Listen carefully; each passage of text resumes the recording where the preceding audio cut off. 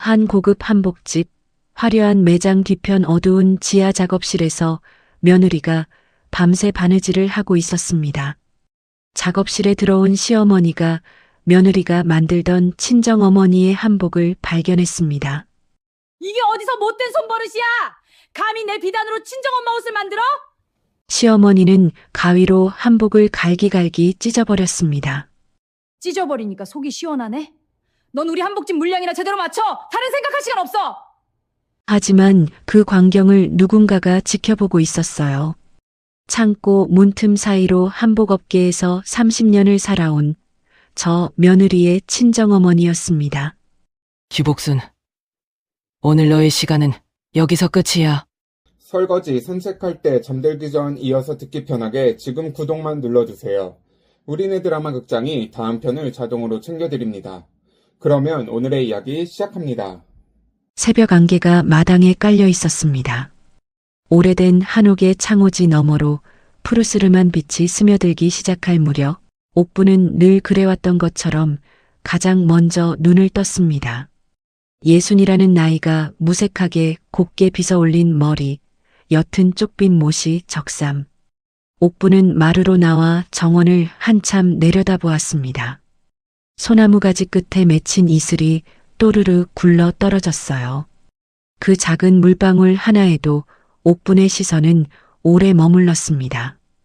평생을 비단한 올, 실 한 가닥의 결을 들여다보며 살아온 사람의 눈은 그렇게 자기도 모르게 세상의 작은 떨림을 줬곤 했지요. 오늘도 손이 영 말을 안 듣네.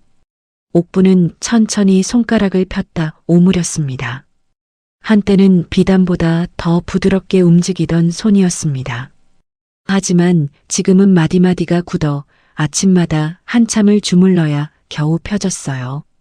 30년을 바늘과 살았던 대가였습니다. 옥부는 굳은 손을 한참 마사지하다가 안방 깊숙이 모셔둔 자개암을 꺼냈습니다. 자개암의 뚜껑을 여는 순간 세월이 한꺼번에 쏟아져 나왔습니다. 빛바랜 사진들, 작은 가위 하나, 그리고 그 한가운데에 놓인 것. 옥분의 어머니가 물려주고 또 그 어머니의 어머니가 물려주었다는 황금 골무였습니다. 이 작은 물건 하나에 우리 집안 여인들의 평생이 다 들어있구나. 옥분의 손끝에 닿은 황금은 차가웠지만 그 안에 담긴 시간은 따뜻했어요. 한복 명장이라는 이름 석자를 얻기까지 옥분이 흘린 땀과 눈물, 그리고 비단을 다루던 어머니의 구분 등 옥분은 골무를 다시 자개암에 가만히 내려놓고 뚜껑을 닫았습니다. 이제 저 골무를 손에 끼는 일은 거의 없었습니다. 은퇴 그 단어를 입에 올렸을 때 비단거리의 모든 사람이 놀라 입을 다물지 못했습니다. 30년간 한복업계의 정점에 있던 옥분이었으니까요. 옥분이 지은 한복은 큰 행사장에 걸렸고 외국 영부인들이 입었으며 누구나 한 번쯤 옥분의 손을 거친 옷을 갖고 싶어 했습니다. 비단은 거짓말을 안 해. 겉만 번지르르하게 꾸며도 속실이 엉망이면 금방 우는 법이지. 옥분이 후배들에게 늘 했던 말이었습니다. 그 말처럼 옥분은 자신의 손이 더는 정직한 바늘땀을 놓을 수 없게 되었을 때 미련 없이 자리를 비웠습니다. 대신 그 모든 기술과 안목을 딸 주은에게 한 올 한 올 풀어 전했어요. 옥분의 눈에 주은은 자신보다 한 수 위였습니다. 옥분의 선이 단정하고 단단하다면 주은의 선은 거기에 한 자락 맑은 바람이 더해진 듯 했거든요. 그런데 그 자랑스러운 딸이 결혼을 하고부터 옥분의 마음 한구석이 늘 답답했습니다. 옥분은 마루에 앉아 휴대폰을 들었습니다. 화면을 켜자 어젯밤 늦게 도착한 짧은 문자 한 통이 떠올랐어요. 엄마, 오늘도 바빠서 못 가요. 딱 그 한 줄. 다른 말은 없었습니다. 결혼 전 주은은 매주 한옥에 들렀어요. 옥분이 끓여둔 된장찌개를 2그릇씩 비우고 마루에 누워 어머니의 무릎을 베고 잠들곤 했지요. 그러던 아이가 결혼 후로는 한 달에 한 번 얼굴 보기도 어려워졌습니다. 전화 통화도 늘 길어야 3분이었어요.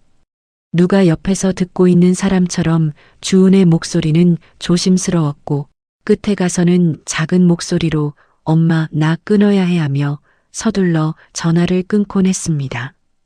옥부는 한숨을 가만히 삼켰습니다. 하고 싶은 거 다 시켜주겠다고 큰 소리치던 그 사위는 대체 어떤 남편 노릇을 하고 있는 걸까? 그때 거실 텔레비전에서 아침 뉴스가 흘러나오기 시작했습니다. 옥부는 별 생각 없이 화면 쪽으로 시선을 돌렸어요. 아침 정보 프로그램이 화제의 한복집을 소개하는 코너를 진행하고 있었습니다. 요즘 한복업계에서 가장 뜨거운 곳, 바로 복순단입니다. 유복순 사장님이 지으신 한복이 연예인부터 정관계 인사들까지 모두를 사로잡고 있다고 하는데요. 화면 가득 한복들이 펼쳐졌습니다. 그 순간이었어요. 옥분의 눈빛이 천천히 굳어졌습니다. 옥분은 자기도 모르게 무릎걸음으로 텔레비전 앞까지 다가갔어요. 화면 속 한복의 옷고름이 흐르는 결, 저고리 돌연의 미세한 곡선, 치마폭이 떨어지는 각도, 그 모든 것을 옥분은 알고 있었습니다. 저건 주은의 손이었어요. 수십 년을 한복만 봐온 옥분의 눈은 절대 틀리지 않았습니다. 화면 속 그 곱고 맑은 선들은 옥분이 평생을 가르치며 다듬어온 딸의 솜씨였어요. 그런데 화면 속에서는 유복순 명장이라는 자막만 크게 떠 있었습니다. 이건 우리 주은이 옷인데. 옥분이 낮게 중얼거렸습니다. 가슴 한가운데가 서늘해졌어요. 비단 한 폭은 정직한 천이었습니다. 누가 지었는지, 어떤 마음으로 지었는지 비단은 입을 열어 말하지 않아도 그 결로 다 보여주거든요. 그런데 그 정직한 천이 다른 이름을 달고 세상에 나가고 있었습니다. 옥부는 천천히 일어섰습니다. 마당으로 나가 깊게 숨을 들이쉬었어요. 주은아, 네 재주가 독이 되지 않아야 할 텐데. 옥부는 혼잣말로 그렇게 중얼거렸습니다. 손끝이 미세하게 떨렸어요. 그것은 단순한 관절의 떨림이 아니었습니다. 무언가가 시작되고 있다는 어떤 직감이 옥분을 흔들고 있었던 거예요. 옥분은 자괴함을 다시 한번 가만히 쓸어보았습니다. 황금 골무가 그 안에서 침묵 속에 빛나고 있었습니다. 옥분의 사돈이자 옥분의 딸 주은의 시어머니가 운영하는 복순단 매장은 아침부터 손님들로 북적였습니다. 천장에 매달린 황동등이 따스한 빛을 흩뿌리고 진열대마다 곱게 정돈된 한복들이 결을 자랑하고 있었어요. 가게 한가운데 큼지막한 백자 항아리에는 분홍빛 모란이 가득 꽂혀 있었습니다. 누가 봐도 한복집의 격이 느껴지는 풍경이었지요. 그 한가운데에 유복순이 서 있었습니다. 환갑을 넘긴 나이에도 머리에는 새치 한 올 보이지 않게 곱게 염색을 했고 입술에는 진한 자줏빛 립스틱을 발랐어요. 손에는 묵직한 금가락지가 끼워져 있었습니다. 복수는 손님 앞에서 한복 한 벌을 펼쳐 보이며 한껏 목소리를 깔았습니다. 이거 보세요, 사모님. 이 옷고름 떨어지는 결 좀 보시라니까. 제가 사흘밤을 새워서 한 땀 한 땀 직접 박은 거예요. 요즘 세상에 이런 옷 못 만들어요. 손님은 감탄하며 한복을 쓰다듬었습니다. 정말 사장님은 손이 아직도 살아계시네요. 복순이 가격표를 손가락으로 톡톡 두드리자 손님은 잠시 망설였지만 결국 고개를 끄덕였습니다. 1,000만 원이 훌쩍 넘는 금액이었어요. 그 한복이 누구의 손에서 나왔는지 정확히 아는 사람은 이 매장 안에 단 한 명도 없었습니다. 매장 한쪽 소파에는 옥분의 사위 기창이 비스듬히 앉아 있었습니다. 손에는 큼지막한 머그잔 가득 따뜻한 라떼가 들려 있었고 손목에는 은빛으로 번쩍이는 시계가 채워져 있었어요. 기창은 가끔 손목을 들어 시계를 흘끗 보는 척하면서 사실은 손님들이 그 시계를 봐주기를 기다리는 중이었습니다. 옆 테이블에는 명품 로고가 박힌 가죽 지갑이 일부러 보이게 놓여 있었어요. 손님 한 분이 기창을 보고 가볍게 인사를 건넸습니다. 실장님, 안녕하세요. 오늘도 일찍 나오셨네요. 기창은 라떼를 한 모금 우아하게 넘기고 고개를 까딱했습니다. 아, 네. 저희 어머니 작업이 워낙 손이 많이 가서요. 옆에서 챙겨드려야지요. 손님은 기창의 듬직한 모습에 흐뭇하게 미소를 지었습니다. 그러나 기창이 그날 한 일이라고는 아침에 라떼 2잔을 내려 마신 것뿐이었어요. 같은 시각 매장 아래 지하로 내려가는 좁고 어두운 계단 끝. 그곳에는 또 다른 세상이 있었습니다. 지하 작업실. 창문 하나 없이 형광등 하나만 매달려 있는 좁은 공간. 그 안에서 옥분의 딸 임주은은 의자에 등도 기대지 못한 채 바느질에 몰두하고 있었습니다. 책상 위에는 마무리 작업 중인 비단 저고리가 놓여 있었고 옆에는 어젯밤 다 마시지도 못한 식은 보리차 한 컵이 그대로 있었어요. 주은의 눈은 충혈되어 붉었습니다. 어젯밤도 한숨을 붙이지 못했거든요. 손끝에 박혀있던 작은 시침핀에 또 한 번 찔렸지만 주은은 이제 아프다는 소리도 내지 않았습니다. 그저 입술을 꽉 깨물고 다음 땀을 이어갈 뿐이었어요. 엄마라면 이걸 1시간이면 끝낼 텐데. 주은은 굳어가는 손가락을 한번 폈다 다시 오므렸습니다. 어머니 옥분에게서 물려받은 솜씨가 분명했지만 사흘째 잠을 못 잔 손은 자꾸만 본래의 결을 잃어가고 있었어요. 그때 계단 위에서 발소리가 들렸습니다. 또각또각 가벼운 발소리. 기창이었습니다. 여보, 이번 VIP 옷은 언제 끝나? 기창은 작업실 문틀에 비스듬히 기대서서 시계를 확인했어요. 주은은 고개를 들어 남편을 바라보았습니다. 며칠 만에 보는 얼굴인데도 반갑다는 인사조차 나오지 않았어요. 기창 씨, 나 어지러워요. 어제도 한숨도 못 잤단 말이에요. 주은의 목소리가 가늘게 떨렸습니다. 그러나 기창의 표정에는 아내를 걱정하는 빛이 한 점도 없었어요. 에이, 옷 몇 벌 꿰매는 게 뭐가 그리 힘들다고 유난이야. 당신하고 싶은 바느질 원 없이 하게 해주는 게 내 사랑인 거 몰라? 기창은 그렇게 말하고는 슬쩍 손목을 들어 보였습니다. 아, 그리고 이번에 할부 끄는 시계값 다음 주에 빠지거든. VIP 옷 그때까지는 끝나야 돼. 알았지? 주은은 손에 들고 있던 바늘을 가만히 내려놓았습니다. 가슴 한가운데가 텅 비어가는 느낌이 들었어요. 남편은 내가 하고 싶은 일을 자유롭게 하게 해준다고 했었지. 이 지하 감옥 같은 작업실에서 24시간 바느질하는 게 그 자유였을까? 시어머니의 명성을 지키기 위해 내 이름은 지워진 지 오래다. 눈이 따갑고 손끝이 갈라지지만 멈추면 이 집안의 화평이 깨질까봐 멈출 수도 없다. 엄마가 알면 얼마나 가슴 아파하실까. 기창이 다시 매장으로 올라가자 이번에는 묵직한 발소리가 계단을 내려왔습니다. 복순이었어요. 복순은 작업실 안을 한번 휙 둘러보더니 코웃음을 쳤습니다. 주은아, 너는 운 좋은 줄 알아.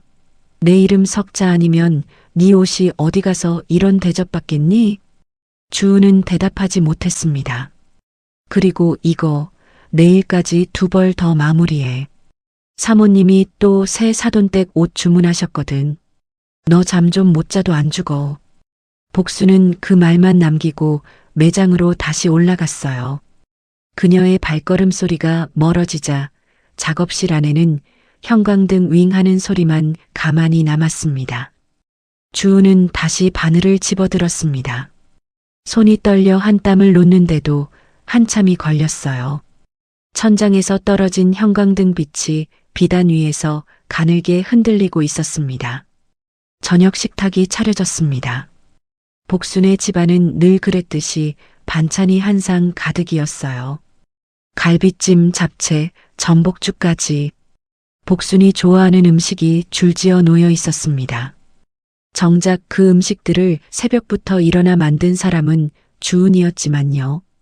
주은은 식탁 끝자리에 조용히 앉았습니다. 사흘 동안 잠을 제대로 자지 못한 탓에 숟가락을 드는 손도 무거웠어요. 식욕은 진작에 사라진 지 오래였습니다. 그저 갈비찜 국물을 한술 떠 입에 넣었지만 짭짤한 맛조차 느껴지지 않았어요. 복수는 식탁 가운데 자리에서 천천히 식사를 시작했습니다. 한 손으로는 젓가락을 들고 다른 손으로는 휴대폰을 들여다보며 매장 매출 문자를 확인하고 있었어요. 기창은 그 옆에서 휴대폰 게임에 푹 빠져 있었습니다. 식탁 위에 놓인 전복죽 그릇 옆에 휴대폰을 비스듬히 세워두고 손가락으로 화면을 톡톡 두드리고 있었지요. 식탁에는 식기 부딪히는 소리만 가만히 울렸습니다. 결혼한 지 4년. 이런 식탁이 일상이 된 지 오래였어요. 문득 결혼 전 어느 봄날의 풍경이 떠올랐습니다. 그날도 기창은 주은의 손을 잡고 강변을 걸으며 그렇게 말했었지요. 주은아, 나는 너가 지금처럼 바느질하면서 사는 모습이 제일 예뻐. 결혼하면 내가 뒷받침할게. 너의 예술 세계를 존중해 줄 거야. 약속해.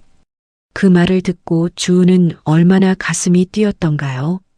어머니 옥분에게 그 사람을 인사시켰을 때 어머니는 한참을 말없이 사위 될 사람을 바라보다가 짧게 한마디 하셨습니다.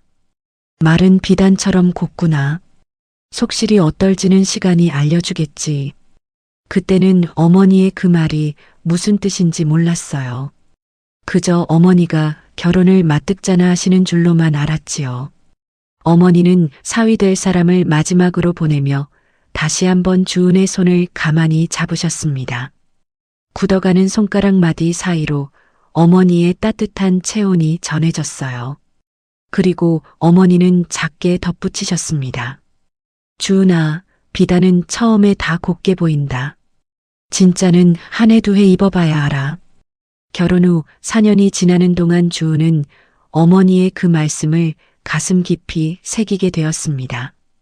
비단은 처음에 어떤 천이든 다 비슷해 보이지만 한 해 두 해 입어보면 그 속실이 정직했는지 아닌지가 드러난다는 것을요. 그때 복순이 휴대폰을 식탁에 탁 내려놓았습니다. 그리고는 갑자기 화제를 꺼냈어요. 아, 그런데 주은아. 너 친정엄마 요즘 뭐 하시니? 주은은 깜짝 놀라 고개를 들었습니다. 어머님, 친정엄마요? 그래, 너희 엄마 김옥분 은퇴하셨다며? 손가락이 아프시다고. 주은은 조심스럽게 고개를 끄덕였습니다. 네, 관절염이 심하셔서 작년에 가위를 놓으셨어요. 복수는 갈비를 한 점 천천히 씹다가 피식 웃었습니다. 내가 솔직히 말해줄게. 네 친정엄마 그 양반 한복 명장하고 떠받들어졌지만 사실 운이 좋았던 거야.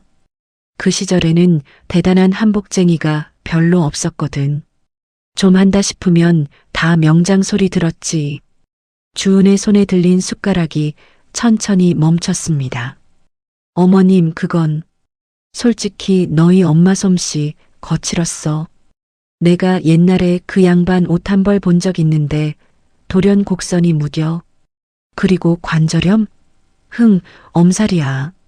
진짜 명장은 손가락이 부러져도 바느질 놓지 않는 법이지. 주은의 가슴이 쿵 하고 내려앉았습니다. 30년을 바늘 하나로 살아오신 어머니. 매일 새벽마다 굳은 손가락을 주무르며 일어나시는 어머니. 그 어머니를 두고 엄살이라니요. 주은은 입술을 깨물고 한 번 더 시도했습니다. 어머님, 저희 엄마는 정말 손이 안 좋으세요. 의사 선생님도 더 이상 무리하시면 안 된다고. 죽은 나무에 물 줘봐야 뭐하니? 복순이 주은의 말을 끊으며 코웃음을 쳤습니다. 김옥분이 시대는 끝났어. 이제 내 밑에서 뼈를 묻어. 너 그 양반 솜씨 물려받았다고 으스대지 말고. 네가 지금 이 자리에 있는 건 다 내 이름 덕이라는 거 잊지 마라. 주은의 눈에 물기가 차올랐습니다. 30년 전 어머니가 가위 한 자루로 일군 그 비단거리에서 어쩌면 복순이라는 이름도 그 길 위에 얹혀 자란 것일지도 모르는데, 어머니가 닦아놓은 길이 없었다면 이 식탁의 이 갈비찜도, 이 화려한 집도 어디서 시작될 수 있었을까요? 주은이 입을 열려는 순간 옆에서 게임만 하던 기창이 슬쩍 끼어들었습니다. 엄마, 주은이한테 그런 말 좀 하지 마. 그래도 엄마도 주은이 실력은 인정하잖아. 말리는 듯한 그 말투. 그러나 주은은 알고 있었어요. 그건 말리는 게 아니었습니다. 기창이 정말 어머니를 말렸다면 어머니 그렇게 말씀하지 마세요라고 했어야지요. 그러나 기창은 그 한마디를 더 얹었습니다. 근데 사실 장모님 이제 한물 가셨잖아. 우리 엄마 말이 틀린 건 아니지. 주은의 얼굴에서 핏기가 가셨습니다.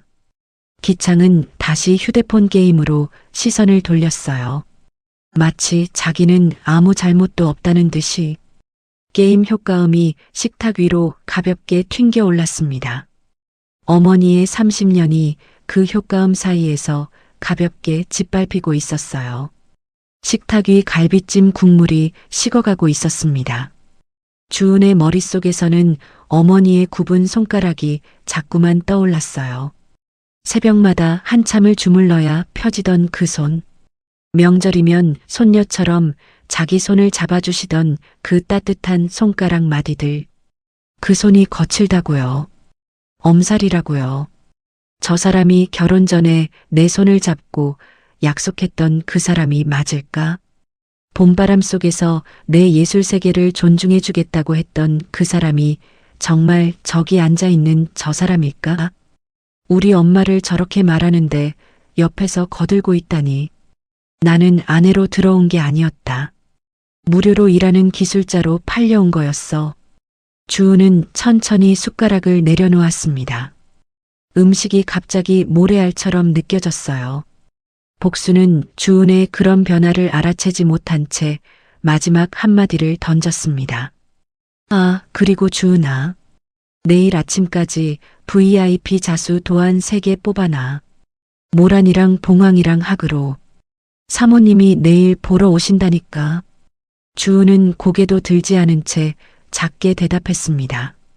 네, 어머님. 그러나 마음속에서는 무언가가 천천히 식어가고 있었어요.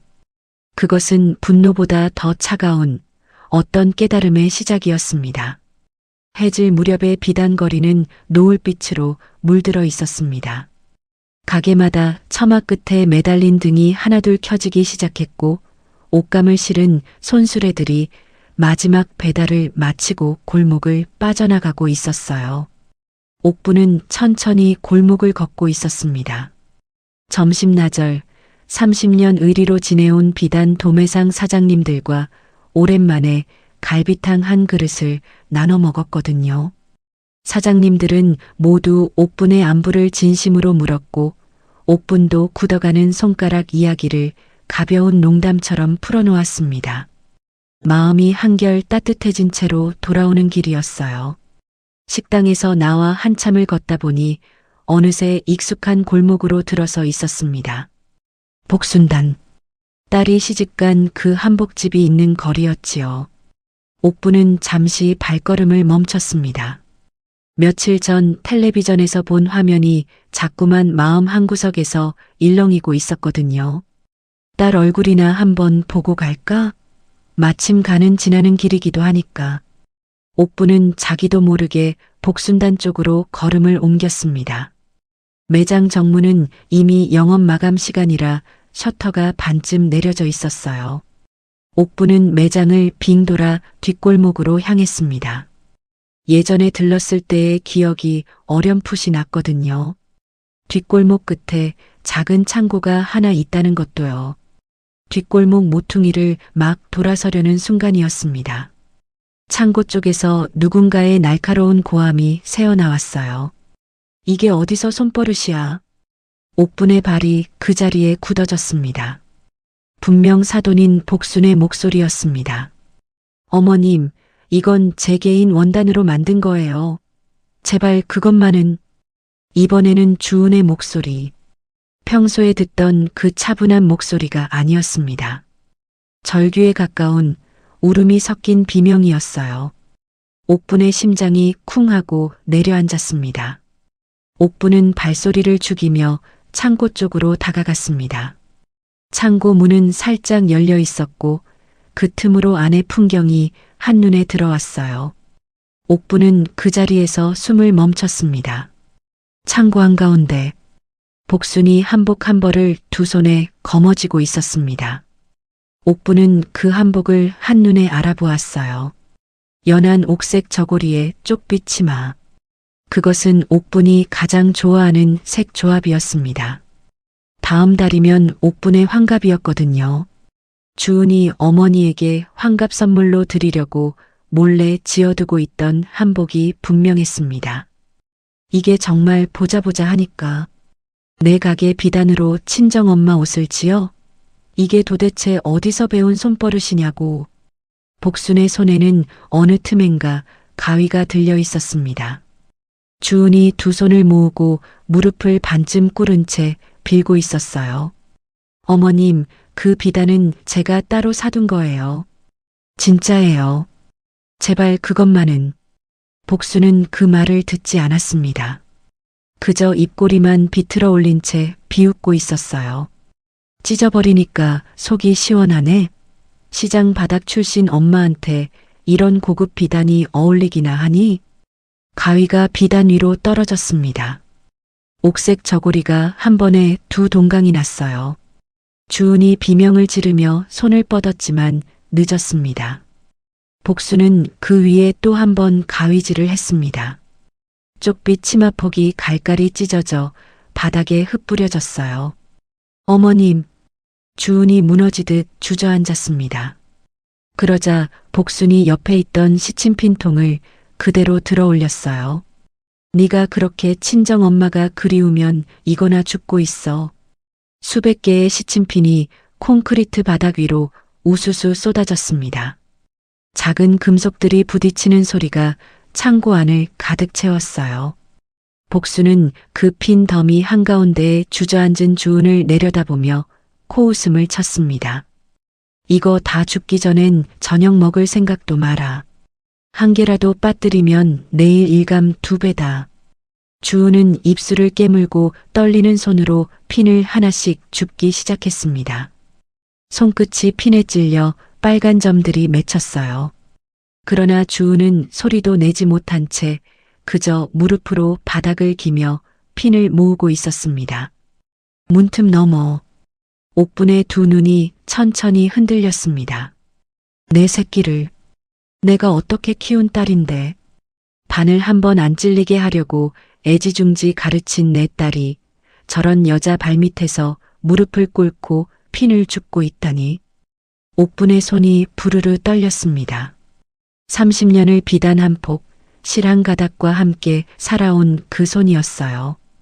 그 손에 들려있던 가위로 옥분은 수많은 신부의 한복을 지었고 수많은 어머니의 환갑 옷을 지었습니다.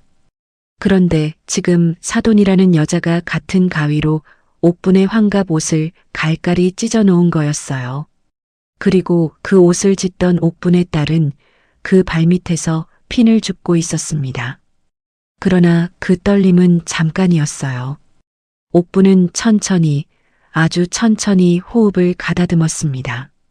가슴 한복판에서 뜨거운 무언가가 솟구쳐 올랐지만 옥분은 그것을 그대로 토해내지 않았습니다. 30년을 비단과 살아온 사람의 손이 그랬듯이 옥분의 분노도 한순간에 모양을 잡아갔어요.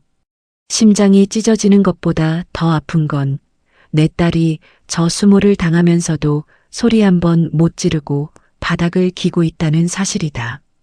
유복순, 오늘 너의 시간은 여기서 끝이다. 옥분의 눈빛이 서늘하게 가라앉았습니다. 노을빛이 옥분의 얼굴에 길게 드리워져 있었어요. 옥분은 천천히 한 걸음을 떼었습니다. 그리고 창고 문을 향해 다가가기 시작했습니다. 뒷골목에 부는 저녁바람이 옥분의 옷자락을 가만히 흔들었어요. 쾅, 창고 문이 안쪽으로 활짝 열렸습니다. 노을빛을 등진 옥분의 그림자가 콘크리트 바닥 위로 길게 드리워졌어요. 옥분은 한 걸음, 두 걸음 천천히 창고 안으로 들어섰습니다. 그 어떤 소리보다 그 발걸음 소리가 더 크게 울렸습니다. 복순이 깜짝 놀라 고개를 들었습니다. 손에 들린 가위가 한순간 흔들렸어요. 핀 더미 위에 무릎을 꿇고 있던 주은도 천천히 고개를 들었습니다. 어머니였어요. 주은의 눈에서 참았던 눈물이 한꺼번에 터져 나왔습니다. 엄마. 옥분은 주은의 목소리를 들으면서도 시선을 떼지 않았습니다. 옥분이 보고 있는 것은 오직 한 사람. 가위를 손에 든 채 입을 반쯤 벌리고 서 있는 사돈 복순이었어요. 복순은 처음의 당황을 곧 적반하장으로 바꿨습니다. 30년을 갑질로 살아온 사람이었거든요. 아니, 사돈. 이 저녁에 무슨 일로 남의 가게 창고까지 들어오세요? 인기척도 없이 이건 좀. 옥분은 대답하지 않았습니다. 대신 복순에게로 한 걸음 더 다가갔어요. 그러고는 가위를 쥔 복순의 팔을 가만히 그러나 단단하게 잡았습니다. 명장의 손이었어요. 30년을 바늘과 살았던 그 손이 굳어 있었지만 사람의 팔 하나 붙드는 데는 부족함이 없었습니다. 복순이 팔을 빼려 했지만 빠지지 않았어요. 이 손 좀 놓으세요. 사돈. 가위 내려놔. 옥분의 목소리는 낮았습니다. 그러나 그 낮은 목소리가 창고 안의 공기를 한 번에 가라앉혔어요. 복순은 자기도 모르게 가위를 든 손을 슬그머니 풀었습니다. 가위가 콘크리트 바닥에 챙하고 떨어졌어요. 옥분은 천천히 몸을 돌려 바닥에 주저앉아 있는 주은에게로 향했습니다. 그러고는 흩어진 핀 사이로 손을 내밀었어요. 주은아, 일어나라. 엄마. 내 딸 손에 핀 박히는 꼴은 봤어도 너희들 밑에서 핀 줍는 꼴은 못 보겠다.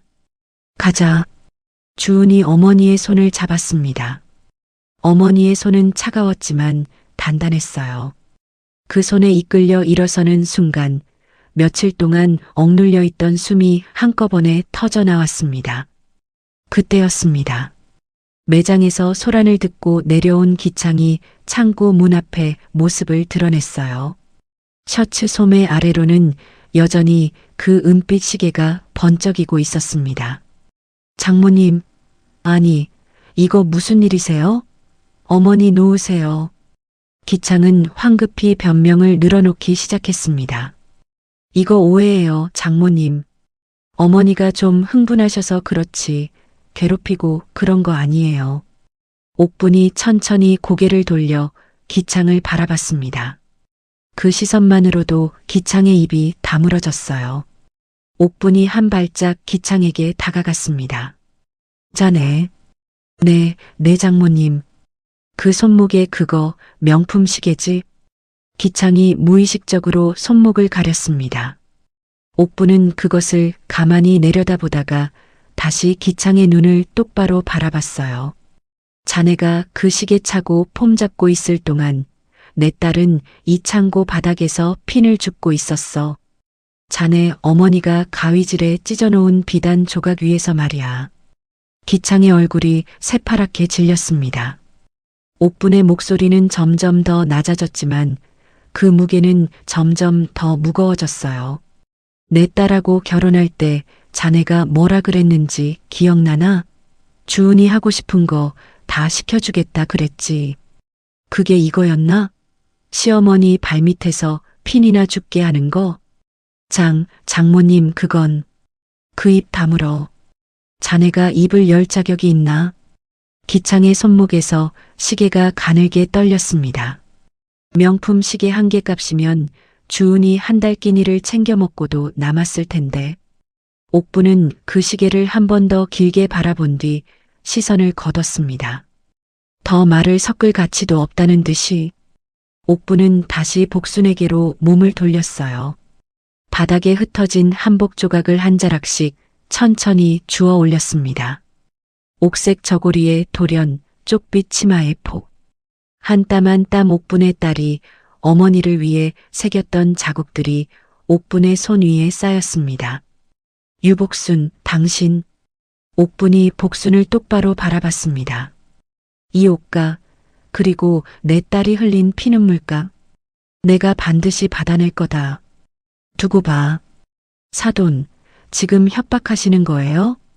협박은 입으로 하는 거지. 나는 입으로 끝내는 사람 아니야. 옥부는 그 한마디만 남기고 주은의 어깨를 감싸 안았습니다.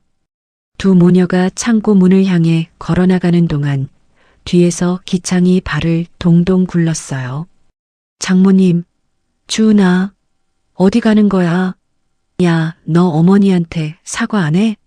장모님, 이러시면 저희도 참지 않아요. 옥부는 뒤도 돌아보지 않았습니다. 그날 오후 옥부는 주은을 한옥 자택으로 데려간 뒤 곧바로 김 변호사에게 전화를 걸었습니다. 1시간 뒤 변호사가 한옥에 도착했어요. 옥부는 찢어진 한복 조각이 담긴 보자기를 변호사 앞에 가만히 내려놓았습니다. 김 변호사, 오늘부터 우리 주은이 이혼 소송 시작하지. 그리고 절연 절차도 같이. 내가 줄 수 있는 시간이 많지 않아. 김 변호사는 보자기 안에 비단 조각을 한참 들여다보다가 깊이 고개를 끄덕였습니다. 명장님, 알겠습니다. 그쪽 집안에서 절대 빠져나갈 구멍 없도록 준비하겠습니다. 해가 완전히 저문 한옥 마루에 옥분과 주은이 나란히 앉아 있었어요. 주은의 어깨가 작게 떨리고 있었지만 그 등 뒤에는 30년 장인의 기백이 단단히 받쳐주고 있었습니다. 주은이 사라진 복순단의 지하 작업실은 며칠 사이 폐허처럼 변해 있었습니다. 책상 위에 쌓여있던 주은의 도안들도 한 땀 한 땀 정리되어 있던 실통도 그대로였지만 그 모든 것이 갑자기 죽은 도구가 되어버린 것처럼 느껴졌어요. 복수는 직접 작업복을 입고 작업실로 내려갔습니다. 그동안 자기 이름으로 팔아온 옷들이었으니 자기가 못 만들 리 없다고 생각했어요. 가위를 들고 비단을 펴고 자를 댔습니다. 그러나 손이 마음대로 움직여주지 않았어요. 저고리 돌연의 곡선을 그어보았지만 선이 자꾸만 휘청거렸습니다. 한번 그은 선을 다시 그으니 더 흉해졌어요. 비단을 자르려고 가위를 댔지만 비단의 결을 따라가야 하는 손이 자꾸만 결을 거슬렀습니다. 잘려나간 비단 끝이 너덜너덜하게 일어섰어요. 이게 왜 안 되지? 복수는 이마에 식은땀이 맺혔습니다. 환갑이 다 된 손은 30년 동안 가위질을 잡아본 적이 별로 없었어요. 본인 입으로는 명장이었지만 손은 그 입을 따라가 본 적이 없었던 거였지요. 그제야 복수는 깨달았습니다. 자기가 그동안 입었던 그 모든 화려한 옷들이 사실 누구의 손에서 나왔는지를요. 복수는 가위를 던지듯 내려놓고 다시 매장으로 올라갔습니다.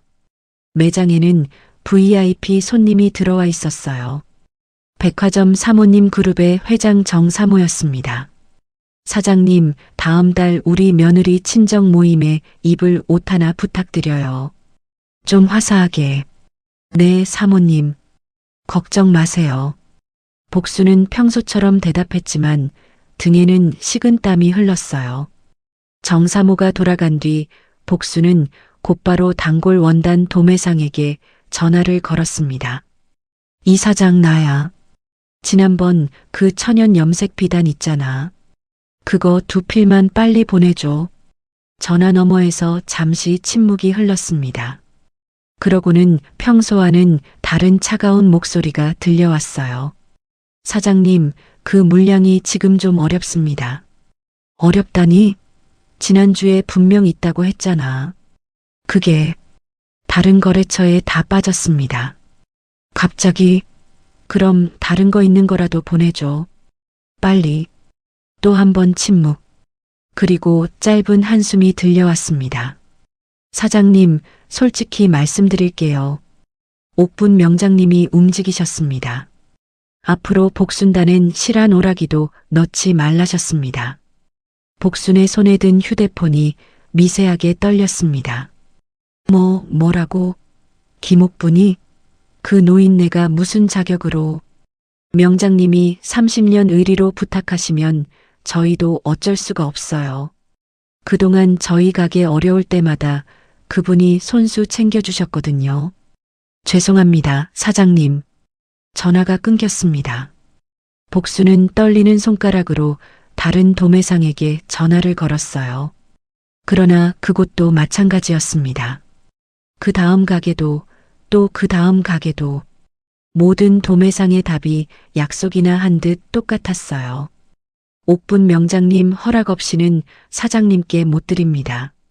복수는 결국 휴대폰을 식탁 위에 거칠게 던졌습니다. 그깟 노인네가 뭐라고? 내가 돈을 더 준다는데 왜? 복수는 그제야 알게 되었어요.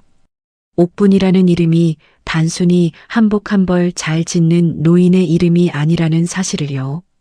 이 비단거리에서 30년을 버텨온 옥분은 은퇴를 했어도 여전히 이 골목의 모든 도매상과 깊은 의리를 나누고 있는 진짜 큰손이었던 거였습니다. 그동안 복순이 가게에서 술자리에서 우습게 떠들어왔던 그 노인이 사실은 이 비단 거리에 보이지 않는 뿔이었던 셈이지요. 같은 시각 옥분의 한옥 자택. 마루에 앉아 차 한 잔을 들고 있던 옥분은 가만히 창밖을 내다보고 있었습니다. 정원의 모란이 한창 봉우리를 부풀리고 있었어요. 그 곁에 안방에서는 며칠 만에 깊은 잠에 빠진 주은의 숨소리가 가만히 들려왔습니다. 4년을 시집살이로 굳어있던 딸의 얼굴이 그제야 본래의 부드러움을 되찾고 있었지요. 옥분은 그 모습을 한참 바라본 뒤에 다시 차를 들었습니다. 사람들은 내가 그저 바느질만 하는 줄 알았겠지. 그러나 명품 비단은 손으로만 움직이는 게 아니야. 신용으로 움직이는 거지. 내가 30년 동안 한 필도 어긋나지 않게 결제하고 한마디 말도 어기지 않으며 지켜온 그 신용. 이제 그게 내 딸의 복수가 될 거다. 유복순, 내가 자랑하던 그 화려한 옷감들이 하나씩 사라질 때마다 네가 짓밟은 내 딸의 진심을 떠올리게 해주마. 옥분은 차를 한 모금 천천히 넘겼어요. 입가에 옅은 미소가 잠시 스쳐갔지만 눈빛은 여전히 서늘했습니다. 복순단 매장. 복순이 의자에 주저앉아 있는 곁으로 기창이 슬그머니 다가왔습니다. 손에는 여전히 명품 시계가 채워져 있었지만 그 손목은 며칠 사이에 부쩍 야위어 보였어요. 엄마, 우리 어떡해? 이러다 다음 주 사모님 옷도 못 만드는 거 아니야? 복수는 대답하지 못했습니다. 어금니만 꽉 깨물고 있을 뿐이었어요. 그러니까 내가 아까부터 말했잖아. 주은이 데려와야 한다고. 장모님한테 가서 우리가 잘못했다고 빌면. 그만해. 복순이 손에 쥐고 있던 머그잔을 바닥에 패대기 쳤습니다. 머그잔이 산산조각 났어요. 네가 그 입으로 사과를 해? 어디서 사과하라 마라 훈계야. 너 그거 진심이야? 그깟 며느리 하나에 매달려서 우리 집안 자존심 다 팔아먹자고? 엄마, 자존심이 뭐가 중요해. 가게가 망하게 생겼는데. 그 입 좀 다물어. 어디서 어미 가르치려 들어. 복순의 비명에 가까운 고함이 매장에 울렸습니다. 손님이 들어오려다 깜짝 놀라 발길을 돌렸어요. 기창은 입을 다물고 슬그머니 자리를 피했습니다. 복수는 손가락을 부들부들 떨며 컴퓨터 앞에 앉았어요. 그러고는 검색창에 떨리는 손으로 글자를 쳐넣었습니다. 저가 원단 수입처. 인터넷에 떠 있는 가장 싼 가격의 외국산 옷감들이 화면을 채워갔어요. 내가 옥분 그 노인네 코를 납작하게 만들어주마. 두고 봐. 복수는 그렇게 중얼거리며 가장 싼 가격의 비단을 대량으로 주문하기 시작했습니다. 화려해 보이는 사진 한 장만 보고서요. 자기 가게가 어떤 길로 들어서고 있는지도 모른 채 며칠 뒤 복순단 매장 뒷문으로 거대한 박스 더미가 들어왔습니다. 그 안에는 화려한 색깔의 외국산 합성 비단이 가득 들어 있었어요. 복수는 그 박스를 보며 비로소 안도의 한숨을 내쉬었습니다. 자신이 어떤 함정 속으로 걸어 들어가고 있는지는 꿈에도 모른 채로요. 그날 오후 2시 복순단 매장 2층, 매장 위층의 가봉실에는 평소보다 훨씬 더 화려한 조명이 켜져 있었습니다. 그날은 복순단의 자존심이 걸린 날이었어요.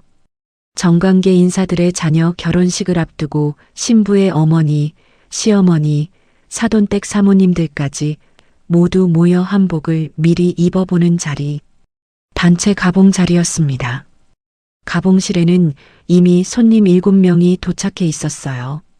그중 가장 눈에 띄는 사람은 정사모, 백화점 사모님 그룹의 회장이었습니다.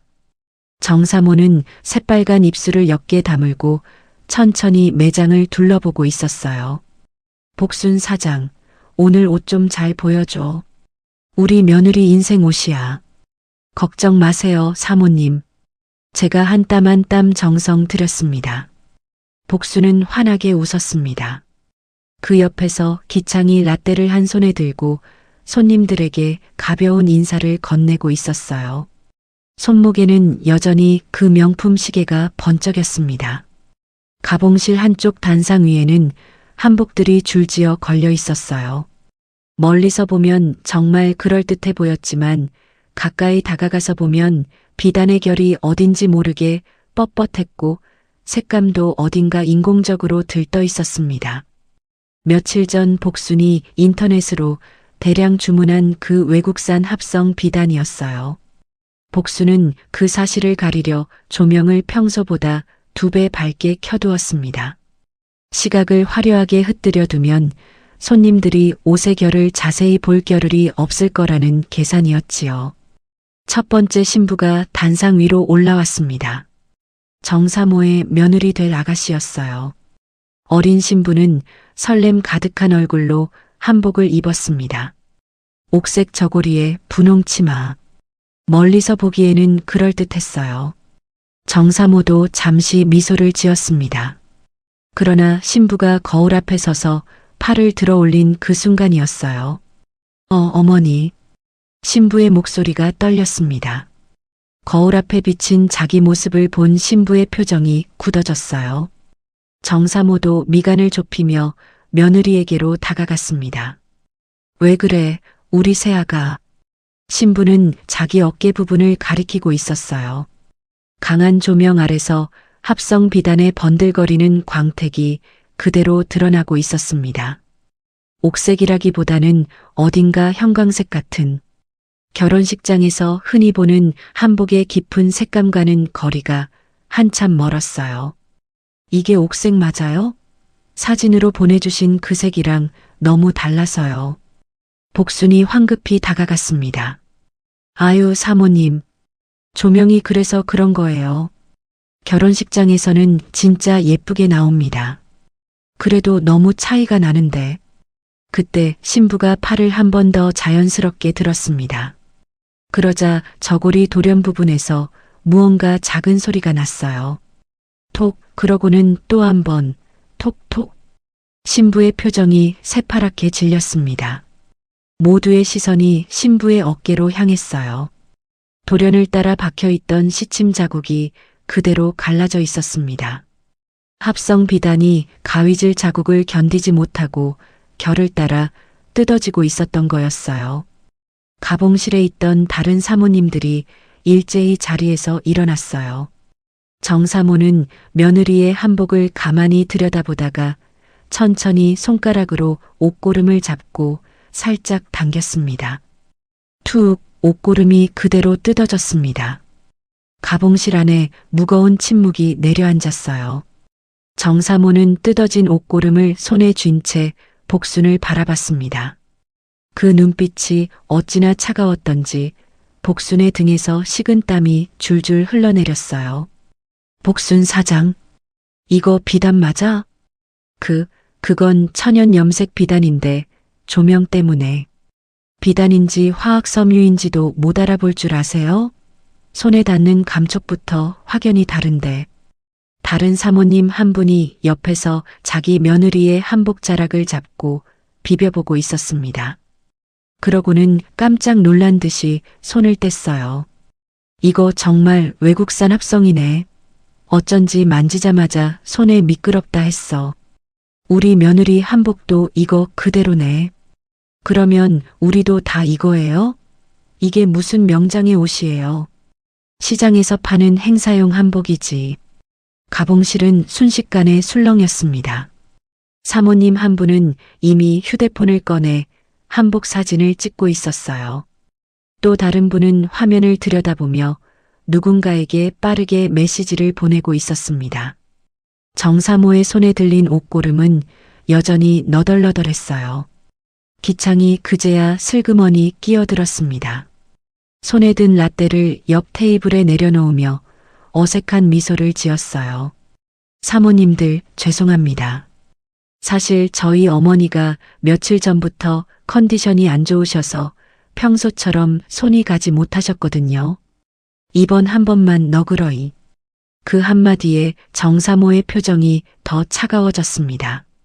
실장님, 지금 그게 사과예요? 어머니 컨디션이 우리 며느리 결혼식 한복 망친 거랑 무슨 상관이에요? 아니 그게 아니라 그 소문이 헛소문이 아니었나 보네. 비단거리에 소문 다 났어요. 복순단에 그 고운 옷들 다 따님 솜씨라고 며느리 솜씨로 사기치고 있던 거 아니냐고. 그 소문이 사실이었나 보네. 복순의 얼굴이 새하얗게 변했어요. 정사모는 옷고름을 한쪽 옆 의자에 툭 던졌습니다. 유복순 씨, 당신 정말 실망이네요. 우리가 그동안 비싼 돈 주고 산 옷이 다 며느리 작품이었다는 거잖아요. 그것까진 그렇다 쳐도 며느리 내쫓고 나니까 이런 싸구려 청 갖다가 우리한테 팔아? 우리가 그렇게 보였어요? 사모님 그건 이번 옷 전부 환불해 주세요. 그리고 위약금도 계약서에 적힌 그대로 청구하겠습니다. 우리 며느리 결혼식이 코앞인데 이 사단을 만들어 놓고 다른 사모님들도 일제히 같은 요구를 쏟아냈습니다. 환불, 위약금, 그리고 사과문. 복수는 무릎이 꺾이는 것 같았어요. 며느리들이 입은 한복을 하나둘 벗기 시작했습니다. 단상 위에 합성 비단 한복들이 한 벌씩 처량하게 놓여갔어요. 가봉실을 떠나는 정사모가 마지막으로 한마디를 던졌습니다. 진짜는 떠나간 뒤에야 그 가치를 알아본다지요. 단단히 배우신 듯 하네요. 문이 닫혔습니다. 가봉실에는 한복들이 놓인 단상과 무너지듯 주저앉은 복순, 그리고 어쩔 줄 몰라 라떼만 만지작거리는 기창만 남았어요. 같은 시각 비단거리 건너편 작은 찻집. 옥분과 주은이 창가 자리에 앉아 차를 마시고 있었습니다. 모녀는 도매상 사장님께 받은 견본 비단을 잠시 살펴보던 길이었어요. 그때 길 건너 복순단 매장에서 손님들이 화가 잔뜩 난 얼굴로 줄지어 나오는 모습이 보였습니다. 주은은 잠시 그 광경을 가만히 지켜봤어요. 한때는 저 여자의 인정이 내 인생의 전부인 줄 알았다. 그러나 가짜는 결국 햇빛 아래서 빛이 바래기 마련이지. 찢겨나간 내 한복처럼 그녀의 명성도 갈갈이 찢어지고 있구나. 가슴이 아프기보다는 시원하다. 이제야 숨이 쉬어진다. 주은의 입가에 옅은 미소가 스쳤습니다. 옥부는 그런 딸을 한번 곁눈질로 바라본 뒤 다시 차를 한 모금 천천히 넘겼어요. 옥분의 얼굴에는 별다른 표정이 없었습니다. 그저 가만히 길 건너의 풍경을 지켜볼 뿐이었지요. 그날 저녁부터 비단거리 단톡방이 들썩였습니다. 가봉실에서 사모님들이 찍은 사진과 영상이 한복업계 사람들에게 빠르게 퍼져나갔어요. 며느리 솜씨로 사기친 명장, 외국산 합성 비단을 비싼 값에 팔다가 들킨 한복집, 모든 이야기가 하룻밤 사이에 비단거리를 한 바퀴 돌았습니다. 복순단 매장의 셔터가 그날 평소보다 일찍 내려갔어요. 셔터 안쪽에서는 복순의 비명에 가까운 고함이 새어나왔지만 그 소리에 귀를 기울이는 사람은 이제 아무도 없었습니다. 가봉실 대참사 다음 날 아침, 옥분의 한옥대문 앞에 택시 한 대가 거칠게 멈춰 섰습니다. 차에서 내린 사람은 복순이었어요. 머리는 풀어 헤쳐져 있었고 화장은 어딘가 비뚤어져 있었습니다. 어제 가봉실에서의 망신이 그대로 얼굴에 새겨져 있었어요. 김옥분 나오라고 해. 복순이 대문을 발로 차며 고함을 질렀습니다. 한옥마당에서 그 소리를 듣고 있던 옥분은 천천히 차 한 모금을 더 마셨어요. 그러고는 마루에서 일어나 마당으로 나갔습니다. 무슨 일로 이 시간에 찾아왔어요? 옥분이 대문을 열자 복순이 그대로 마당 안으로 밀고 들어왔습니다. 네가 한 짓이지. 네가 도매상들 다 막아놨잖아. 네가 우리 가게 망하게 하려고. 내가 뭘 했다는 거예요. 난 그저 말 한마디 했을 뿐인데. 시침이 떼지 마. 비단거리에 다 소문났어. 옥분 명장이 움직였다고. 복순의 손가락이 옥분을 향해 떨렸습니다. 옥분은 그 손가락을 한참 내려다본 뒤 천천히 입을 열었어요. 사돈, 도매상 사장님들이 누구한테 물건을 주고 안 주고는 그 사람들 마음이지. 내가 어떻게 강제로 막을 수가 있겠어요. 그리고 진짜로 내가 막았다고 칩시다. 내가 왜 그랬을까요? 복순이 잠시 입을 다물었습니다. 내 딸을 창고 바닥에서 핀 죽게 한 사람한테 내가 무얼 해줘야 마땅한가요? 옥분의 목소리는 여전히 낮았습니다. 그 낮은 목소리가 복순의 얼굴을 정통으로 때렸어요. 복순이 다시 발악하기 시작했습니다. 며느리한테 그 정도 시집살이 안 시키는 집이 어디 있어. 그게 다 사람 만드는 일이야. 사람 만드는 일? 내 딸을 어떤 사람으로 만들고 싶었는데요. 핀이나 줍는 사람으로요? 이거나, 김옥분, 내가 내 앞길을 막아? 두고 봐. 내가 가만 안 있어. 옥분은 아주 천천히 그러나 단호하게 한 걸음 다가갔습니다. 복순은 자기도 모르게 한 걸음 뒤로 물러섰어요. 복순 씨, 한마디만 할게요. 앞길은 자기가 만드는 거지. 누가 막아서 못 가는 게 아니에요. 자기 손으로 비단 한 폭 제대로 못 짓는 사람이 며느리 데려다가 자기 이름 달아 팔아오던 그 시간이 자기 앞길이었나요? 복순의 얼굴이 일그러졌습니다. 그 한마디가 정확히 가슴 한가운데를 찔렀거든요. 가세요. 우리 집 마당에 당신 발 들릴 자리는 없어요. 옥분이 대문을 가리켰습니다. 복순은 한참을 씩씩거리다가 결국 끌려가듯 대문 밖으로 나갔어요. 택시에 올라타며 복순은 뒤를 돌아보고 한 번 더 소리쳤습니다. 두고 봐. 김옥분, 내가 너 가만 안 둬. 옥분은 그 말에 대답하지 않았어요. 그저 대문을 천천히 닫고 다시 마루로 돌아가 식어가던 차를 마저 마셨습니다. 며칠 뒤 비단거리 한 모퉁이, 복순단에서 길 하나 건너 마주보는 자리에 흰색 천이 덮인 큼지막한 간판이 세워져 있었어요. 간판 밑에는 새 가게의 인테리어가 한창 마무리되고 있었고 입구 앞에는 화환 수십 개가 줄지어 놓여 있었습니다. 오전 10시 흰 천이 천천히 내려졌어요.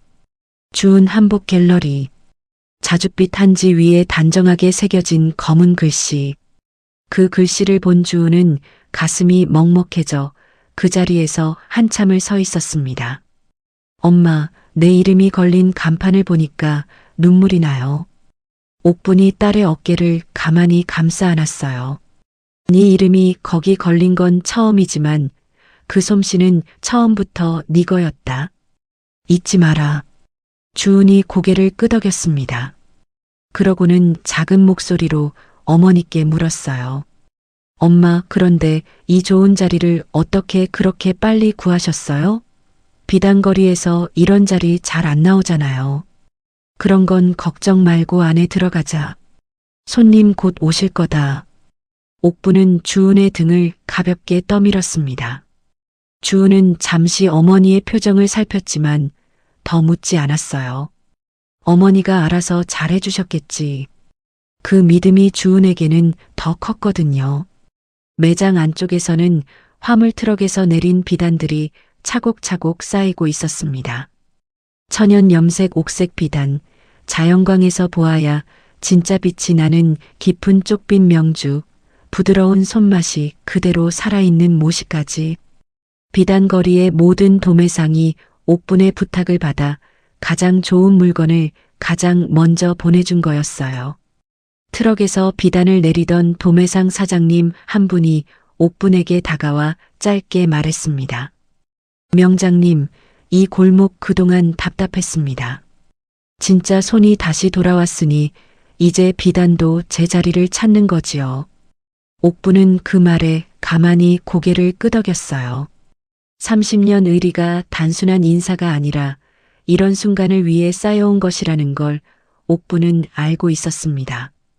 오픈 시간이 되자 갤러리 문이 정식으로 열렸습니다. 그 순간이었어요.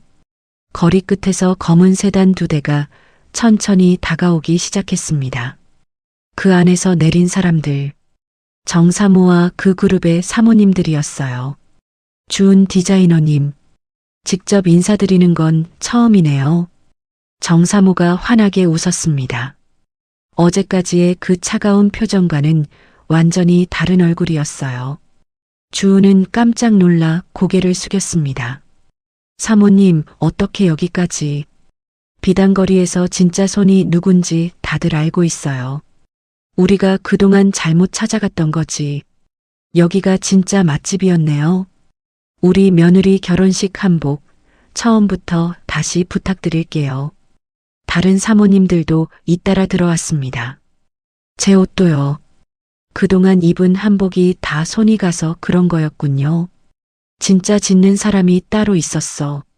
우리 딸 이번에 첫 한복 맞추려고 하는데 여기서 부탁드려요. 주은의 손에 명함이 한 장씩 쌓여갔습니다. 며느리라는 이름으로는 단 한 번도 받아본 적 없는 명함들이었어요. 주은이 정성껏 한 분 한 분 응대하는 동안 옥부는 매장 안쪽 카운터에 우아하게 앉아 차를 한 잔 들고 있었습니다. 길 건너편 복순단 매장. 복수는 창문 너머로 그 광경을 그대로 지켜보고 있었어요. 갤러리 입구로 들어가는 사모님들. 어제 자기에게 환불을 요구하던 그 얼굴들이 지금은 활짝 웃고 있었습니다. 복순의 손이 부르르 떨리기 시작했어요. 복순의 머릿속에 주은이가 며느리로 들어오기 전의 풍경이 천천히 떠올랐습니다. 그때 복순단은 손님이 거의 없는 한산한 가게였어요. 하루에 한 명도 들어오지 않는 날이 허다했고 옷 한 벌 팔리면 그게 큰 매출이었지요. 복수는 매일 매장 한가운데 멍하니 앉아 한숨만 쉬고 있었던 시절. 그 시절을 정확히 끊어준 사람이 며느리 주은이었습니다. 주은이 들어오고부터 매장의 한복이 달라지기 시작했어요. 손님들이 1명, 2명 늘기 시작하더니 어느 순간 비단거리에서 손꼽히는 한복집이 되었습니다. 복수는 그게 자기 이름 덕인 줄로만 알았어요. 자기 입담, 자기 마케팅, 자기 안목 덕분이라고 굳게 믿었지요. 그때는 우리 가게도 손님이 없었지. 그때 며느리가 들어오고부터 가게가 살아나기 시작했어. 그게 며느리 솜씨였구나. 그동안 내 이름이 큰 줄 알았는데 사실은 며느리 손이 큰 거였어. 그게 떠나가니까 그때로 그대로 돌아간 거구나. 복순의 눈에서 뜨거운 눈물이 한 방울 흘러내렸어요. 그러나 그 눈물은 회개의 눈물이 아니었습니다. 분노와 자존심이 뒤섞인 자기 자신에게 화가 나는 눈물이었어요. 그때 복순의 옆에서 누군가가 슬그머니 빠져나갔습니다. 기창이었어요. 손목에는 여전히 그 명품 시계가 채워져 있었습니다. 기창은 갤러리 매장 뒷문 쪽으로 살금살금 다가갔습니다. 어떻게든 주은의 얼굴을 보고 한마디라도 빌어볼 작정이었어요. 어머니가 망해가는 이 마당에 가게를 살릴 사람은 주은뿐이라는 계산이 머릿속에서 빙빙 돌고 있었거든요. 뒷문을 빠끔 열고 안으로 들어선 그 순간이었습니다. 매장 한쪽에 서 있던 검은 정장의 보안 요원 2명이 기창을 발견했어요. 손님, 어디 가세요? 아, 저는 여기 디자이너의 남편인데요. 좀 들어가도. 여기 디자이너님 남편 되시는 분 없습니다. 손님, 아니, 저 진짜 주은이 남편이에요. 기창의 팔을 보안 요원 2명이 양쪽에서 가만히 잡았습니다. 기창이 발버둥을 쳤지만 소용없었어요. 끌려나가는 기창의 셔츠 소매가 흐트러졌고 손목에 걸린 명품 시계가 가게 입구의 단단한 문틀에 부딪혀 큼지막한 흠집이 생겼습니다. 주은아, 나야. 한 번만 만나줘. 주은아. 기창이 갤러리 입구 화환들 사이에서 비명을 질렀어요. 사모님들이 그 광경을 보며 인상을 찌푸렸고 지나가던 행인들이 휴대폰을 꺼내들었습니다. 매장 안쪽. 주은은 잠시 그 소리를 들었지만 고개를 들지 않았어요. 손님께 옷고름 매는 법을 정성껏 시범 보이고 있던 중이었거든요. 옥부는 카운터에서 차를 한 모금 들었습니다. 그러고는 길 건너 복순단 매장의 창문 쪽으로 천천히 시선을 돌렸어요. 그 순간 복순과 옥분의 눈이 정확히 마주쳤습니다. 옥분은 살짝, 아주 살짝 찻잔을 들어 보였어요. 인사인지 비웃음인지 알 수 없는 그러나 분명한 메시지가 담긴 동작이었습니다. 복순은 그 자리에서 그대로 무릎이 꺾이듯 주저앉았어요. 옥분의 입술에서 작은 한마디가 새어나왔습니다. 이제 시작이다. 진짜가 나타나면 가짜는 그림자 속으로 사라지는 법이지. 거리 위로 가을바람이 불어왔습니다. 갤러리 입구의 화환들이 가만히 흔들리고 그 너머로 사모님들의 웃음소리가 울려 퍼졌어요. 복순단 매장의 셔터는 그날 또 한 번 일찍 내려갔습니다. 갤러리 오픈 이후 석 달이 흘렀습니다. 그 석 달 동안 비단 거리의 풍경은 완전히 뒤바뀌어 있었어요. 길 한편의 주은 한복 갤러리는 매일같이 손님으로 가득했고 길 건너 복순단 매장은 셔터가 반쯤 내려진 채로 며칠씩 문을 열지도 못하는 날이 늘어갔습니다. 처음 한 달은 그래도 손님이 가끔씩 들어왔습니다. 주은이 떠난 사실을 모르는 옛 단골들이 한두 명씩 들렀거든요. 그러나 그 손님들도 한 번 발걸음을 한 뒤로는 다시 오지 않았어요. 매장 안에 걸린 옷의 결이 예전과 너무 달랐기 때문이지요. 어떤 손님은 옷을 한참 만져보다가 말없이 매장을 나가버렸고 어떤 손님은 노골적으로 한숨을 쉬며 비단 거리에 떠도는 소문에 대해 묻기도 했습니다. 복수는 그 석 달 동안 머리가 절반은 더 휘어졌어요. 한복을 직접 지어보겠다고 가위를 잡았다가 결국 손님 한 명 받지 못하고 비단만 망쳐버린 일이 한두 번이 아니었거든요. 하루 종일 매장을 지켜도 손님은 들어오지 않았고 매출은 한 자릿수까지 떨어졌습니다. 직원들도 하나둘 떠나갔어요. 마지막으로 남아있던 직원이 사직서를 내밀던 날 복수는 의자에 주저앉아 한참을 멍하니 천장만 바라보고 있었습니다. 기창은 그 무렵부터 매장에 거의 나오지 않았어요. 어머니의 가게가 무너지는 모습을 견디지 못한 것이 아니라 자기 명품 시계와 가방을 하나씩 처분해 생활비를 메우느라 바빴기 때문이지요. 가끔씩 매장에 들러서도 어머니에게 한마디씩 던지는 말이라고는 엄마 주은이 가게에 다시 한번 가볼까 하는 똑같은 말뿐이었어요. 복수는 그때마다 휴대폰을 내던지거나 머그잔을 깨뜨리며 비명을 질렀습니다. 그리고 월세, 매장 임대료를 내야 하는 날이 매달 어김없이 돌아왔어요. 복수는 첫 달은 자기 통장에서 어떻게든 끌어다 막았습니다. 둘째 달은 결혼 반지까지 팔아서 절반만 입금했어요. 셋째 달은 결국 입금하지 못했습니다. 그리고 넷째 달이 시작된 그날 아침, 복순의 휴대폰으로 한 통의 등기 우편 안내 메시지가 왔어요. 월세 연체에 따른 명도, 소송 승소 통지서. 복순의 손이 부르르 떨렸습니다. 새 건물주. 그게 누구인지도 모르는 채 매달 통장에 입금만 해오던 그 새 건물주가 결국 칼을 빼든 거였어요. 복수는 황급히 외출 준비를 했습니다. 머리를 매만지고 가장 단정한 옷을 골라 입었어요. 그러고는 등기 우편 안내문에 적힌 사무실 주소를 따라 택시에 올랐습니다. 어떻게든 빌어야 해. 한 달만, 두 달만 더 기다려달라고. 새 건물주가 누군지는 몰라도 사정 얘기를 하면 들어줄 거야. 우리 가게가 다시 일어설 시간만 좀 주면. 택시 안에서 복수는 그렇게 중얼거리고 또 중얼거렸어요. 평생 누구에게도 사정해 본 적이 없는 사람이었지만 그날만큼은 무릎이라도 꿇을 각오였습니다. 그러면서도 복순의 머릿속 한구석에는 이상한 안도감이 있었어요. 새 건물주가 누구인지는 몰라도 자기는 이 건물에서 수년간 장사를 해온 사람이었으니까요. 그동안 그 정도 신용을 쌓아왔다고 믿었어요. 그러니 한 달 정도의 유예는 어떻게든 받아낼 수 있을 거라 생각했습니다. 택시가 멈춘 곳은 비단거리에서 멀지 않은 한 빌딩이었어요. 복수는 안내판을 따라 5층 사무실로 올라갔습니다. 사무실 입구에는 깔끔한 명패가 걸려 있었어요. 복수는 그 명패를 미처 자세히 보지 못한 채 문을 두드렸습니다.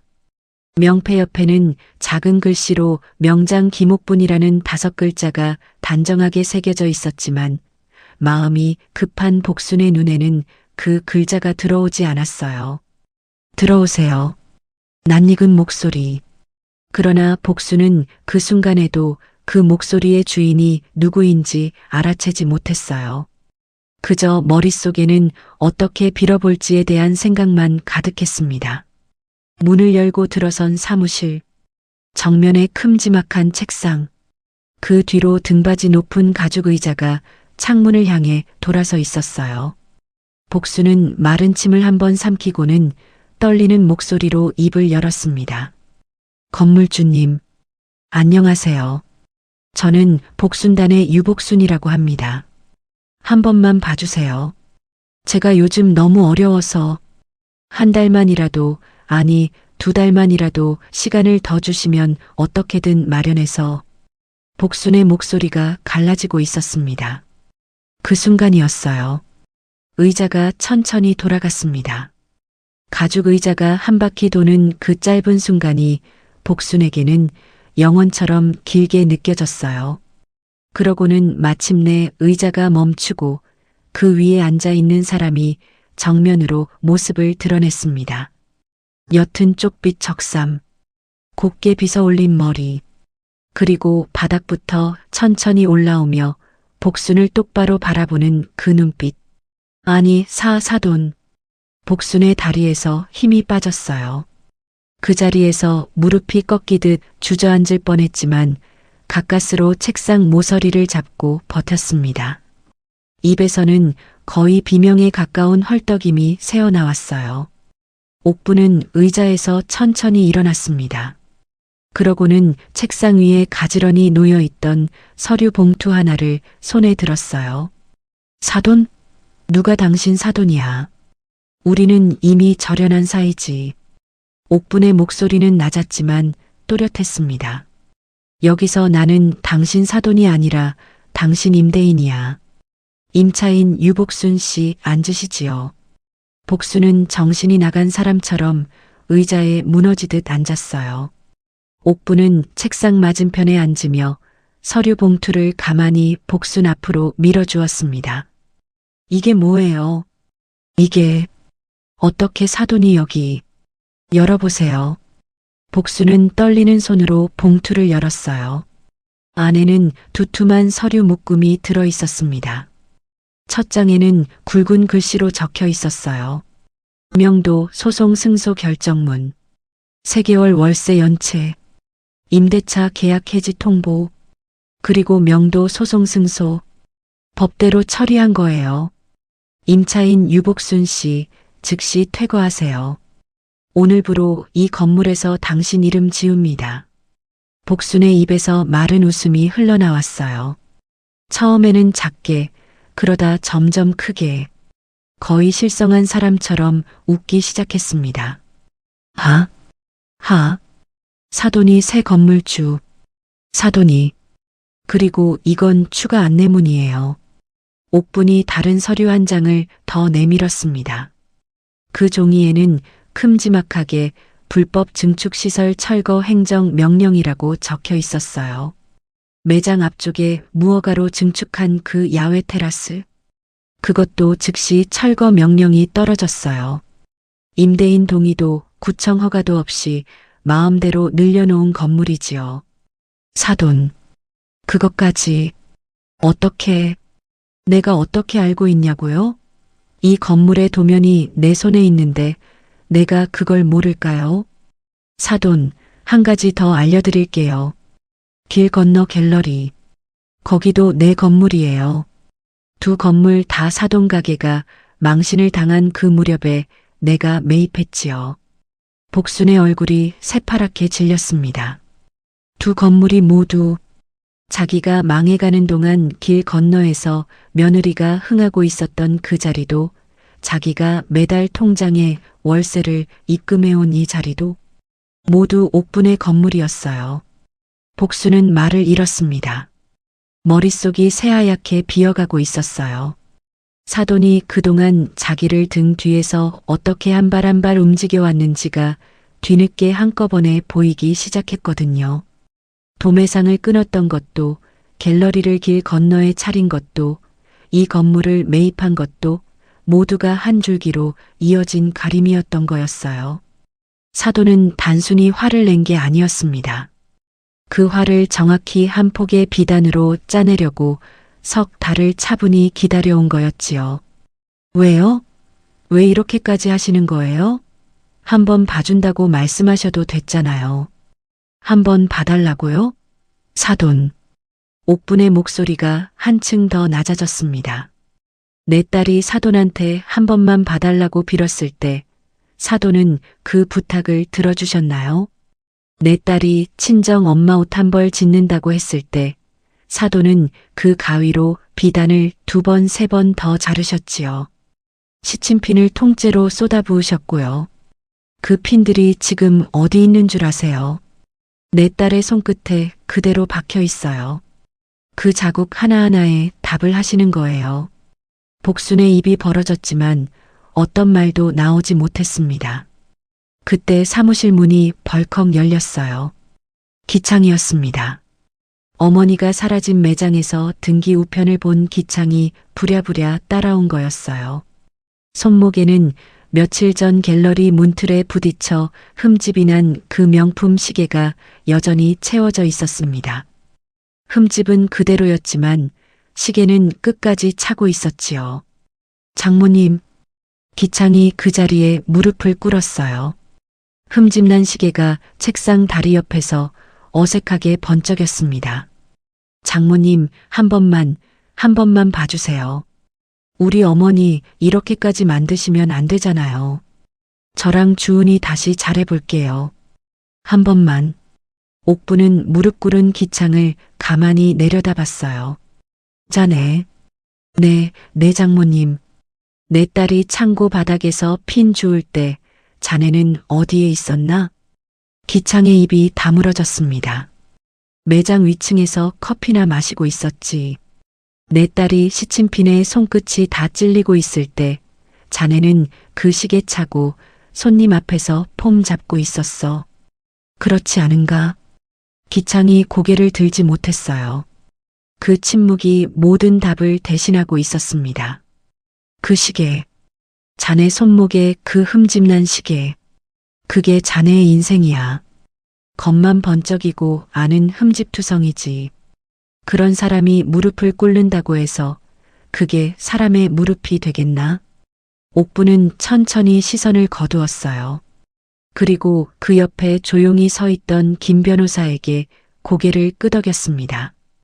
김 변호사, 이분들 정중하게 모셔드리세요.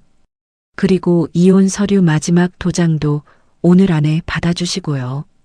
같은 시각 사무실 한쪽 소파에서 그 모든 광경을 지켜보고 있던 사람이 있었어요.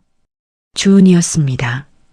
주은은 어머니의 곁에 조용히 앉아 한때 자기 남편이었던 남자가 어머니의 발밑에 무릎을 꿇고 우는 모습을 가만히 바라보고 있었어요. 한때 내 남편이었던 남자가 내 어머니의 발밑에 엎드려 울고 있다. 그 눈물이 가엾기는커녕 징그러웠다. 내가 창고 바닥에서 핀을 주울 때 저 사람은 어디에 있었던가. 법은 차갑지만 정확했다. 우리가 당했던 그 긴 시간의 고통을 3개월의 월세 연체로 깔끔하게 되돌려주신 어머니. 그 치밀함에 그저 고개가 숙여진다. 이제 정말 끝이다. 기창이 김 변호사의 손에 이끌려 사무실 밖으로 나갔습니다.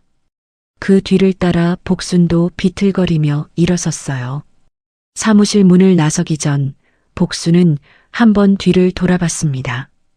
옥부는 이미 다시 의자를 창문 쪽으로 돌리고 있었어요. 마치 처음부터 거기에는 아무도 없었던 것처럼. 문이 닫혔습니다. 옥부는 창밖으로 비단거리를 한참 내려다봤어요. 그러고는 옆에 있던 주은의 손을 가만히 잡았습니다. 어머니의 손은 여전히 차갑고 단단했지만 그 안에 담긴 따뜻함은 어느 때보다 깊었어요. 수고했다, 우리 딸. 이제 정말 끝이다. 주은의 눈에서 한 방울 눈물이 흘렀어요. 그것은 슬픔의 눈물이 아니었습니다. 4년 동안 가슴 한가운데에 박혀있던 무언가가 마침내 빠져나간 안도의 눈물이었어요. 창밖으로 가을 햇살이 비단거리 위에 환하게 쏟아지고 있었습니다. 그로부터 1년이 흘렀습니다. 비단거리에 다시 봄이 찾아왔어요. 길 양쪽으로 늘어선 가게들 사이로 따뜻한 햇살이 길게 들어오고 처마 끝에 매달린 풍경들이 가만히 흔들리고 있었습니다. 한때 길 양쪽에 마주보고 서 있던 복순단과 주은 한복갤러리. 그 두 건물은 이제 한 이름으로 묶여 있었어요.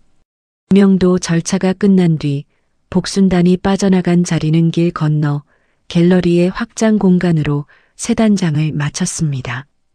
1층